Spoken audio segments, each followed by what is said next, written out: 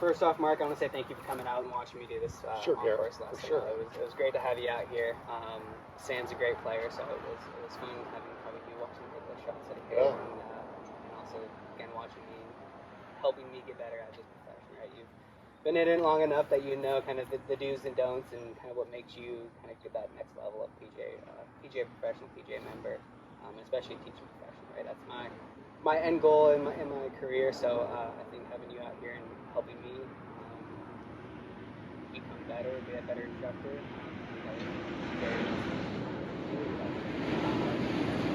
I guess my first question for you is, what do you think I did well? Well, I think you did a lot of things well. I like how thorough you are with each part of the game. For instance, lining up, you don't just talk about it, you actually go through a process of, and in this case, Sam knows what he's doing, but in another case, you might have someone that really needs help in that way more than Sam does. And I liked how you talked about the pre-shot routine and also the post-shot routine. I thought that was good to talk about because you'll see a lot of players, they might miss a putt and they kind of go through some practice rehearsals after they've missed from that same spot. And I think they're trying to have their mind make it in their mind, even though they missed the putt. So they're leaving that green with a make, not with a miss. So in kind of, sorry to interrupt, but in those post-shot routines, would you have them hit another shot? Well, I don't think that's what it's about because it's more for your mental frame than it is to actually, because some people might be there and they might hit another 50 shots and not hit as good as like Sam on the one par 5. Yeah. He could put a bucket of balls down there. I don't know if it's going to be better than that. For sure. So, but I did like the way you guys talked about it, and it's really great to get the students' opinion and what their feelings are because those change, as you know, daily. So it's nice to, I just like the thoroughness of what you do. I know this, I know you, so I know you can teach and you're good at it. It's easy with someone like Sam because it's way less swing mechanics or flaws or habits. Yeah. And it's way more about thinking your way around the golf course. And so the better the player, the more you have to be able to do that. And look at, not a lot of teachers can do that. They're only gifted in maybe just the swing mechanics. And you got to be able to adjust to your student, whatever your student is. Might be a 10 handicap, might be Sam, plus handicap.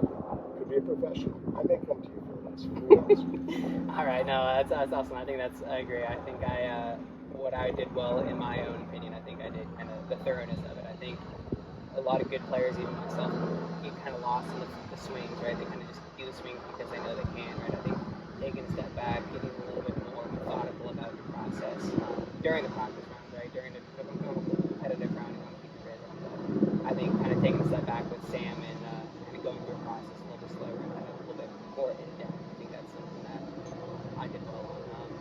Next question is, what do you think I can improve on, right? To get myself to that next level, to get myself fully into this PGA profession, what do you think I can work on? I think it's good that you're a player, so you can speak from a player standpoint and a good player. If I had a suggestion, it's kind of what I believe in, and since I played so much, and I'm a lot older than you, I picked this up along the way. I really like to manage my way and talk about managing my way around the golf course, which you guys did. I think you could have maybe been a little more thorough in that one little part of it, the management part. Again, Sam's got a 5-iron into a par 5. I loved what he said. The pin's on the left, I'm going to be on the right. Everything slopes to the left, so you got that. But I also wanted, in golf, it's if you hit a great shot, it's great. If you don't hit it great, where does it go? And where do you want it to go? So there's always a kind of a protection. If, like for instance, Sam didn't do it, but on a short-sided pin with a 5-iron to a par 5, the last place you want to be is short left, or on the left side of the green, because it really decreases your chances of making birdie or even eagle.